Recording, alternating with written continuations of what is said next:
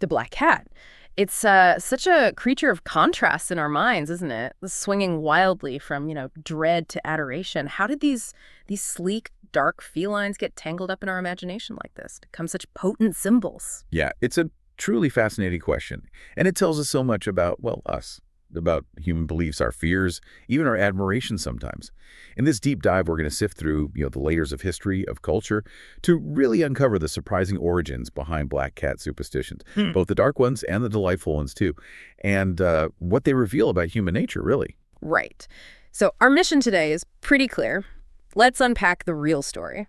Let's get behind these enduring black cat superstitions. We'll be drawing on the historical accounts and cultural insights from the sources you've provided. So get ready for, well, a journey that might just challenge some assumptions. You might find some really unexpected connections here.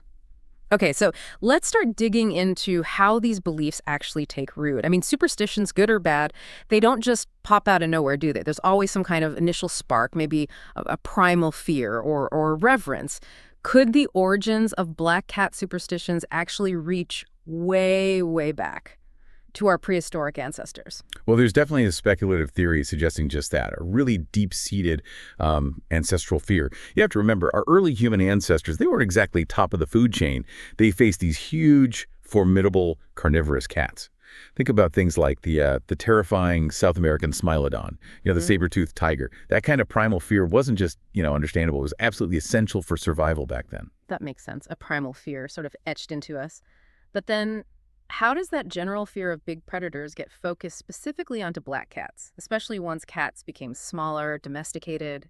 What's the connection there? It feels like a bit of a leap. It is a compelling question, and it's speculative. Like I said, no one knows the actual color of a Smilodon, for instance. But the theory goes that this ancient, deep-seated distrust of felines, maybe once humans weren't direct prey anymore, it somehow got transferred. Yeah. And maybe amplified, specifically onto black cats, making them the sort of primary target for all these negative beliefs later on. Okay, interesting. But then, as we move forward in time, we definitely hit a period where these negative superstitions really, really grabbed hold. The Middle Ages in Europe, the Dark Ages, as they're often called. It's pretty remarkable how quickly fear can spread, isn't it? And how deeply it can embed itself in a culture. Oh, absolutely. And the specific fears were, well, quite pervasive. Sources show that Normans and Germanic people, for example, they believed a black cat crossing your path, much like seeing a black raven, was a clear sign of impending death. That idea, a black cat crossing your path, meant bad luck. It became incredibly widespread. And the consequences were just awful, truly tragic. These fears, completely unfounded, led directly to mass killings of black cats across Europe. Though it's fair to say not everywhere felt that way. Some parts of the UK apparently had positive beliefs about them, even then. Right, and you have to understand the context of the Middle Ages. There was this dangerous mix, a profound lack of scientific understanding running alongside extremely strong spiritual, often fearful beliefs. And that potent combination really fueled superstitions, especially the ones linking black cats to witches, to the persecution of people accused of witchcraft. It's just chilling to think about what people believed back then, that the devil himself supposedly sent black cats to help witches with their evil deeds. And even worse, the idea that witches could actually turn into black cats so they could, slink around casting spells unseen. It's terrifying. But it's not just about the spooky stories. It's the horrific ripple effect these beliefs caused. Think about the absolute chilling, unforeseen irony here. Humanity's irrational fear of black cats leads to them being slaughtered on a massive scale, which inadvertently helps clear the path for something far worse. The bubonic plague. Wow. It's not just about fear. It's a stark, devastating lesson, isn't it? How collective ignorance, superstition can directly contribute to a biological catastrophe. You had hundreds of thousands of innocent women and some men accused of witchcraft killed, and countless black cats eradicated alongside them. And then the mouse population exploded, rodents carrying the plague, which led to over 25 million deaths in just 5 years. It's staggering. And those fears, they didn't just stay in Europe, did they? They traveled. No, they crossed the Atlantic. Certain European religious groups brought their black cat superstitions right with them to America, and witch hunting continued there. It even became, believe it or not, a legitimate and profitable business. Like the Salem witch trials. Exactly. Salem is the most infamous example. And black cats suffered horribly there, too. There were even these horrific mass killings of black cats, specifically on Shrove Tuesdays just before Lent. And actually, this dark history, that's where our modern Halloween black cat image partly comes from. It sadly perpetuates those negative attitudes, even now. But as we look through the sources, it's not all doom and gloom for black cats, is it? There's this whole other side.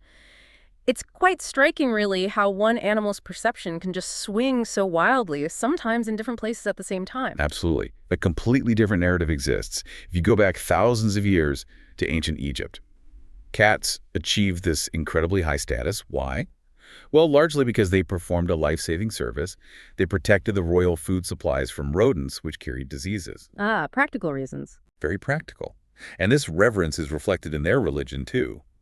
Think of the goddess Bastet, part cat, part woman. She was believed to grant good fortune, especially to people who housed and protected cats. And the level of admiration, it was really profound, wasn't it? Oh, yeah.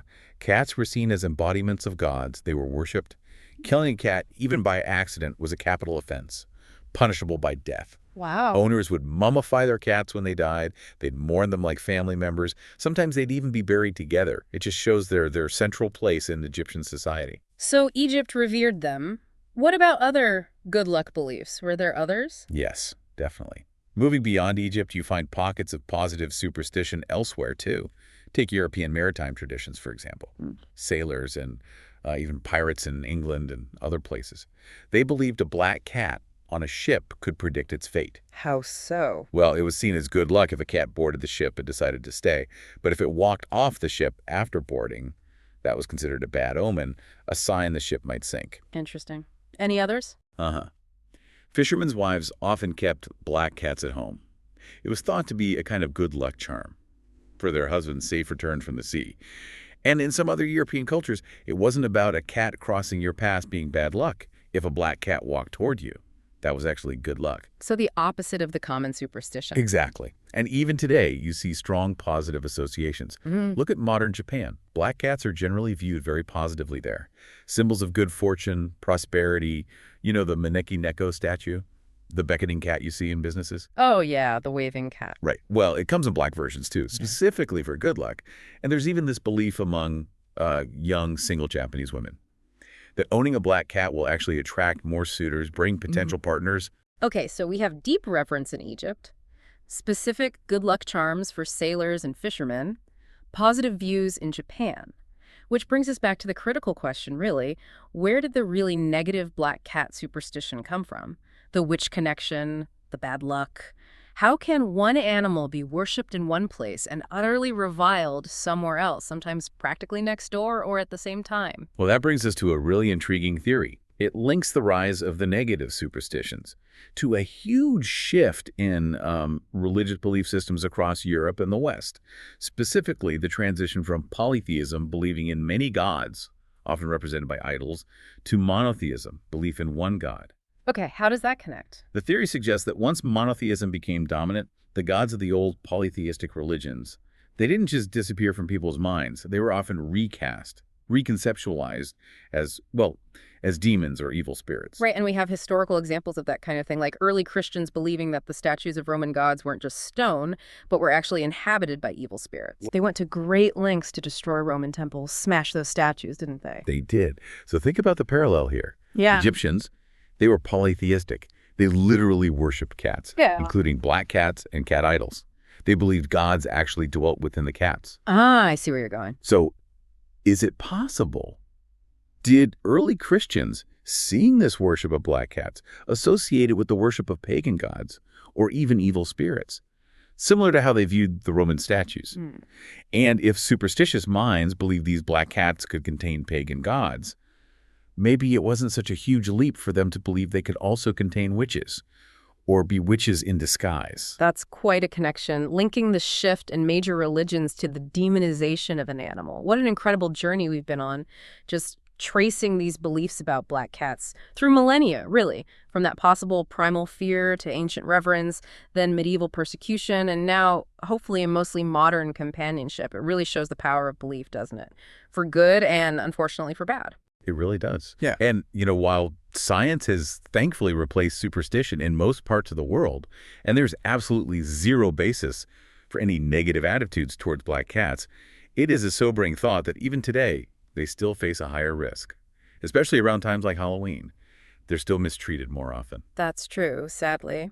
So wrapping this up, what does this all mean for us listening today? Perhaps it's just a reminder, that true companionship, real joy with animals, it comes from understanding, from affection, not from these outdated, unfounded fears. What stands out most to you from this pretty surprising deep dive into the world of black cat superstitions?